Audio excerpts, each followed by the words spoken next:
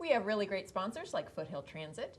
And now for the Morning Buzz, Yes. we're going to talk a little bit about Trump and Hillary in New York. Winning big.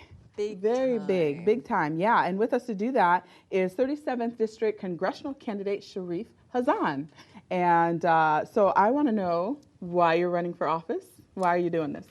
Yeah, because there are millions of young people and just people around the United States that have the ability to engage globalization and exchange goods and services through social media, but we don't have a business where we don't have an environment where small businesses can flourish. And so I have what we created, the Social Media Business Enhancement Act, which removes the regulations on income taxes, corporate taxes, and also empowers banking institutions to invest into companies in some of the most impoverished parts in America.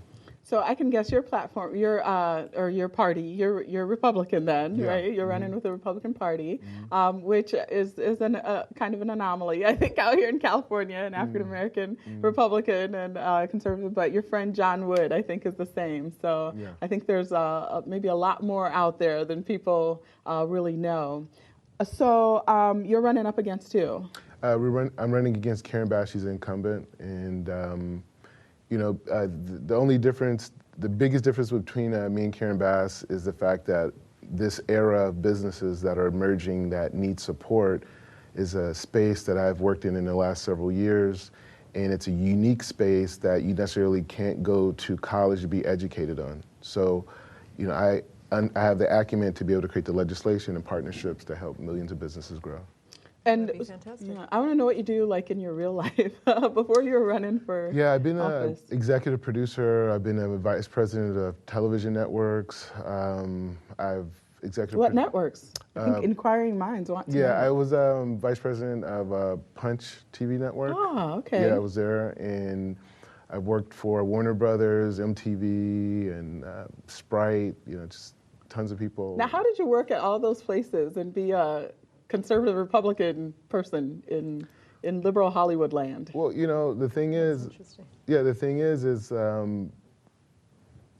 Hollywood is a place where people produce and distribute, and now that's the accessibility of that is now down to the internet, down to the tablet, and so what I'm going to Congress for is basically to allow everyone I've ever met in Hollywood and every creative person or every person with a good idea to be able to formulate it into a functional business model. So it coalesces with the culture in Hollywood. That'll be interesting to find out more. So let's talk a little bit about Hillary and Trump in New York. Yes. And they just kind of blew everybody else away out of the water. Well, they should have, I mean, it would have been really embarrassing if they didn't, right? Because Hillary was the senator from New York for 8 years. And was it 8 years or was it 4? I can't remember. I think it was 8 years. And Donald Trump, for all intents and purposes, he may have homes all over the place, but New York is really considered his home state. So that would have been a big black eye if they would have lost. But it was amazing that the delegate count out of that, he got, almost the whole boatload. I think there was like 97 delegates out of New York. I think he got 90 or something like that. I think Kasich came in second, but Cruz had 0. Well, he That spoke was, so I think, the poorly of shocker. New Yorkers in New York in general. So I think that kind of came back and bit him a bit. I don't know. What do you think what about all your that? feelings are. Yeah, I mean, it was pretty obvious that Trump was going to win, and America is funny in that way. Like, we have our own culture, and he's a Texas guy, and in New York, Ted Cruz. yeah, and then you got New York, and they kind of like rub shoulders the wrong way. Well, Ted Cruz really stepped in it when he talked about New York values, and he meant it as a negative, right? Yeah. And Donald Trump, being from there, really was able to seize on that, I think. Yeah. And I mean, you saw Ted Cruz having meetings in New York, and he was like getting booed and things like that. So he stepped in it. He messed up with saying that, I think. I mean, that's what I think. What do you think? Yeah, I mean, it's it's an interesting. It's really interesting because when you look at the presidential race, we just said Hillary, but it's like on one side you look at like Hillary and Bernie Sanders, and you're like, oh wow, they're bringing the truth. they're there for the people and all these things. And then you see a guy like Ted Cruz and guys like Donald Trump, and both of these guys represent political revolution. Like everyone would agree that there's something wrong with the system. You know, it's not They're the right. outsiders, Bernie and Trump, basically. So And some people think Cruz, but I don't think he is.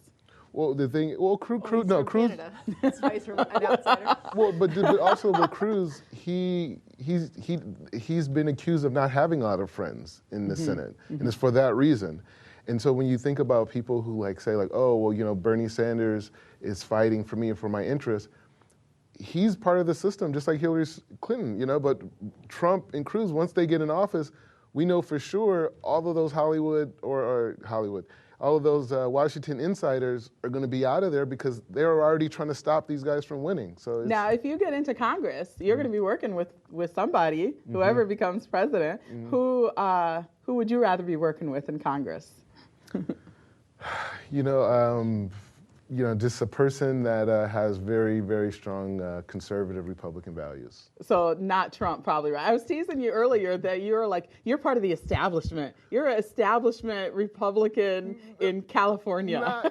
Well, you know what I would say? I would say that I greatly disagree with the language and the tone that Trump has had towards, you know, the Hispanic community and the Muslim community. But I will say Trump as a concept could represent maybe the most change in Washington since George Washington, from that standpoint. Partly because of the money. Yeah. Well, and on that, That he I doesn't think that's need a perfect money. place to stop too. Sharif, Hazan, thank you so much for being on, and good luck in your election. Thank you for having me. Thank you. Absolutely. Well, what's coming up next? Lifetime community-based program empowering people with disabilities out here in our communities. Absolutely. We have Brandon Cox on with us. He's going to show us what his programs are offering, and he will be up. And I don't know if anyone's noticed the theme. We have been talking a lot to organizations that deal with developmental disabilities, and it's on purpose because I think there's so much out there that people really could know more about when it comes to that very area. Important, very important. Yeah. Up next. Yeah.